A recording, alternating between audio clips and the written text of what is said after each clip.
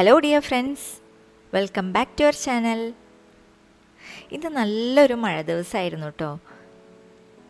മഴയൊക്കെ മാറി ചെറുതായിട്ടൊന്ന് ചാറുന്നുണ്ട് കേട്ടോ. നല്ല പച്ചപ്പാണ് ബാക്ക് സൈഡിലൊക്കെ.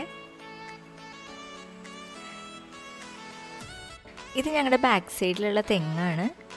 ഇതിൻ്റെ തേങ്ങ നമുക്ക് താഴത്തുനിന്ന് തന്നെ പൊട്ടിച്ചെടുക്കാം കേട്ടോ. ആളിനെ വിളിക്കേണ്ട ആവശ്യമൊന്നുമില്ല. ഞങ്ങളൊരു 6 കൊല്ലം മുന്നേ വെച്ചതാണ്. അപ്പോൾ ഇന്ന് നമ്മൾ ഉണ്ടാക്കാൻ പോകുന്നത് വെണ്ടയ്ക്കാപ്പുളിയാണ്. ഇത് മാത്രം മതി നമുക്ക് വയറ് നിറച്ച് ചോറ് കഴിക്കാനായിട്ട്. വളരെ എളുപ്പമാണ് ഉണ്ടാക്കിയെടുക്കാൻ. ഈ ഒരു കറിയായിരുന്നു മിക്കവാറും ഞാൻ സ്കൂളിലേക്കൊക്കെ കൊണ്ടുപോയിരുന്നത് കേട്ടോ. അപ്പോൾ അത് ഒരു നൊസ്റ്റു കറി തന്നെയാണ്. ഫ്രണ്ട്സിനൊക്കെ ഒരുപാട് ഇഷ്ടമുള്ള കറിയാണ്. ഇപ്പോഴും അവർ വിളിച്ച് ചോദിക്കാറുണ്ട് ഇതിൻ്റെ റെസിപ്പീസൊക്കെ. അപ്പോൾ ആദ്യം തന്നെ വെണ്ടയ്ക്ക അങ്ങനെ ചെറുതാക്കി കട്ട് ചെയ്ത് വെച്ചിട്ടുണ്ട്. ഒരു തക്കാളി എടുത്തിട്ടുണ്ട്, കുറച്ച് വെളുത്തുള്ളിയും, ഒരു കപ്പ് പുളിവെള്ളം എടുത്തിട്ടുണ്ട്. പിന്നെ വേണ്ടത് 1 ടേബിൾ സ്പൂൺ മുളക് പൊടി, 1 ടീസ്പൂൺ മഞ്ഞൾപ്പൊടി. ഇനി നമുക്കിത് എങ്ങനെ ഉണ്ടാക്കുക നോക്കാം. ആദ്യം തന്നെ നമുക്ക് ഈ വെണ്ടയ്ക്കൊന്ന് വഴറ്റിയെടുക്കണം. ഇതിൻ്റെ ഈ വഴുവഴുപ്പ് പോകാൻ വേണ്ടിയിട്ടാണ് ഈ വെണ്ടയ്ക്ക അങ്ങനെ വഴറ്റിയെടുക്കുന്നത് കേട്ടോ. 1 ടേബിൾ സ്പൂൺ എണ്ണ ഒഴിച്ചിട്ട് വേണം ഇത് വഴറ്റിയെടുക്കാനായിട്ട്. ഒരു മീഡിയം ഫ്ലെയിമിലിട്ടിട്ട് നന്നായിട്ടൊന്ന് ഈ വഴുവഴുപ്പ് പോണ വരെ നമ്മളിതൊന്ന് വഴറ്റിയെടുക്കുകയാണ്. ഇപ്പോൾ ഏകദേശം റെഡി ആയിട്ടുണ്ട്. നമുക്ക് പാത്രത്തിലേക്ക് മാറ്റാം. നമുക്ക് ഈ പുളി ഒന്ന് തിളപ്പിച്ചെടുക്കാം. ഈ പുളി വെള്ളം ഞാൻ ഇതിലേക്ക് ഒഴിച്ചു കൊടുക്കുകയാണ്.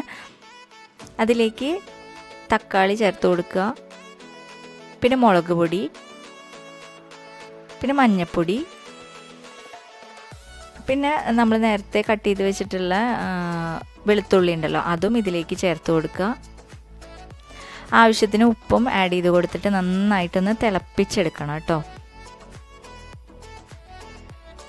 ഈ മസാലയൊക്കെ ഇതിൽ കിടന്നിട്ട് നന്നായിട്ട് തിളച്ച് നന്നായിട്ട് മിക്സായി വരണം. മൂടി വെച്ചിട്ട് നമുക്കൊന്ന് വേവിച്ചെടുക്കാം. വെള്ളം കുറച്ചും കൂടി വേണമെങ്കിൽ ഒഴിച്ചു കൊടുക്കാം കേട്ടോ. ഇപ്പം നന്നായിട്ട് തിളച്ച് വരുന്നുണ്ട്.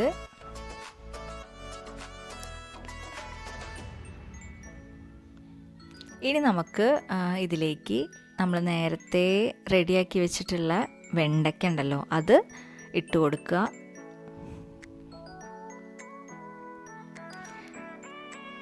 ഇനി ഇത് നന്നായിട്ടൊന്ന് തിളപ്പിച്ചെടുക്കുകയാണ്. മൂടി വെച്ചിട്ട് ഒരു മീഡിയം ഫ്ലെയിമിലിട്ട് നന്നായിട്ട് വെള്ളമൊക്കെ വറ്റി വരണം കേട്ടോ. അതുവരെ നമ്മളിതൊന്ന് തിളപ്പിച്ചെടുക്കണം.